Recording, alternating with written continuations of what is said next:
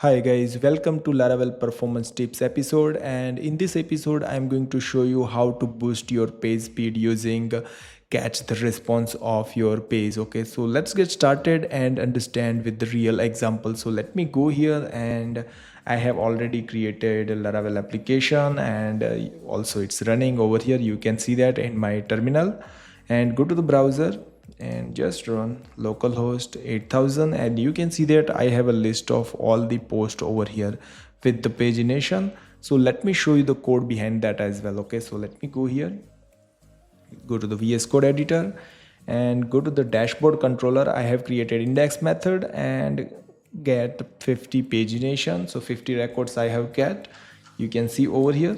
Okay, and if I click on read more, then it's created a new page. So that means I have created 2 pages for now. This tip will very helpful for the front end website, especially blogging website, or if you have a blogs, categories, contact us page and all. That's not easily change, like pricing page and all the things. Okay, so you can see that in this example I have created 2 pages. Okay, and now let me go back to home page. Okay, so like post. Okay, and you can see that list of all the posts, and I also install the debug bar. So let me go and open, so at least we can see the progress. Okay, so if I refresh it, you can see that it's load 50 models because we have made 50 paginations, 2 queries and 2 view are rendering over there. And also you can see that how much application using the time, booting, preparing for response and all the things. Same thing if I go what is the memory size, 2 MB and all the, you can see that request duration is 60 millisecond. Okay, so now let me go and go to the read more, and same thing you can see that application 60% and it's taking 27 millisecond and all the things it's showing in debug bar. Now I'm going to use spatial Laravel response, so that way basically this page will no longer change like until if you are not editing the post. So that means it will be keep same. So what I'm going to do, I'm going to use Laravel spatial response to catch entire response, and they don't have to go and query again and again. They just get the page from the catch and just reload quickly as much possible. So let me go and how to do that and how you can improve the performance. So let me go here, and you can see over here there is a command to install the package. So copy this and go to the terminal, and I'm going to just install that. Okay, so let's wait a moment to download fresh Laravel response cache package. Okay,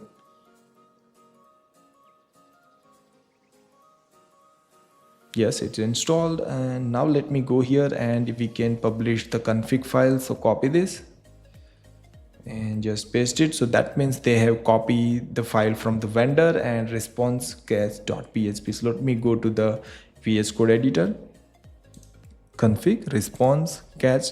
You can see that you can also enable disable from here, and there is a lots of configuration they have provided. So you can like catch profile and catch bypass header name and some part that if you want to use in detail, then also you can use. And you can see that catch life like lifetime in seconds.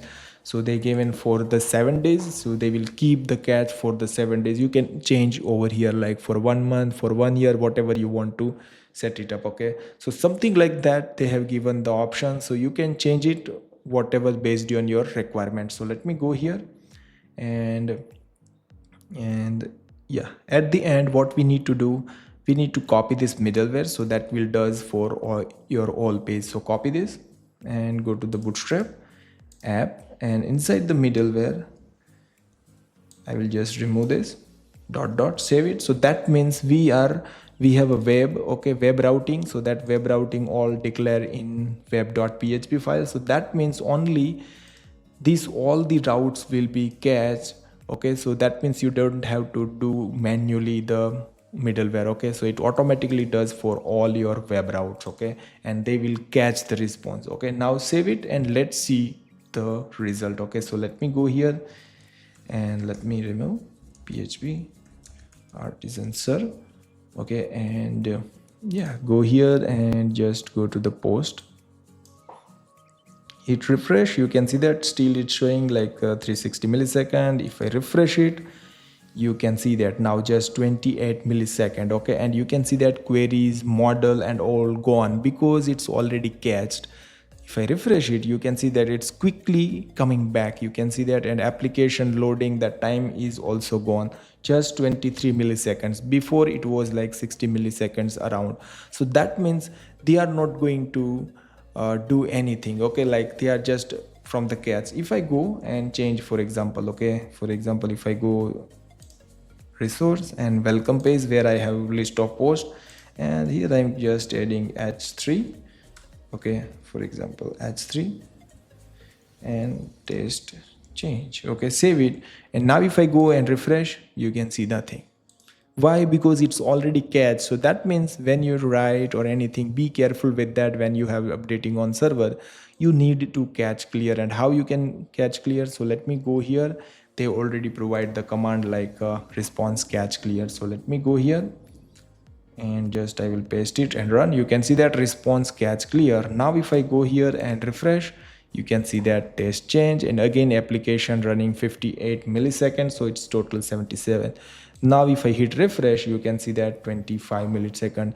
Same thing, if I go here, you can see that running application 28 and 40 millisecond. If I refresh, you can see that it's not going to query and all the things. Now let me go back again and open a new article. If I open the new article, that means it's the first time, so that way it's getting data, model, view, query and all the things. If I refresh again, it's not going to do so. That means it's directly coming from the cache.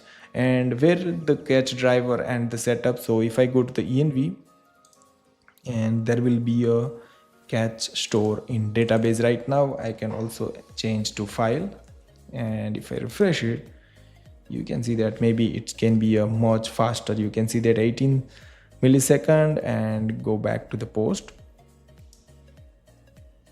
Yeah, 25 millisecond, and if I go and refresh, you can see that it's less. Okay, so I hope guys you understand how easily we can use the catch catch the entire response. Okay, and some of the route that you don't want to use the catch, then you can also like ignore for that. So you can see that do not catch the response middleware, you can define it and also use this middleware to your application. So that means some of the page like every day they are changing, so I don't think for every day you can catch and all the things. So that's why you can ignore that some of the pages as well. Okay, and there is also provide the documentation about how you can catch clear automatically and all the things, so you can use in detail, but for now I am just showing with the very basic way, so that way you can use for your blog posting website, and if you have a blog categories and that types of pages. Okay, so I hope guys you understand how you can do this. If you like this video, then don't forget to like, share and subscribe my channel for more videos, and see you in the next episode guys.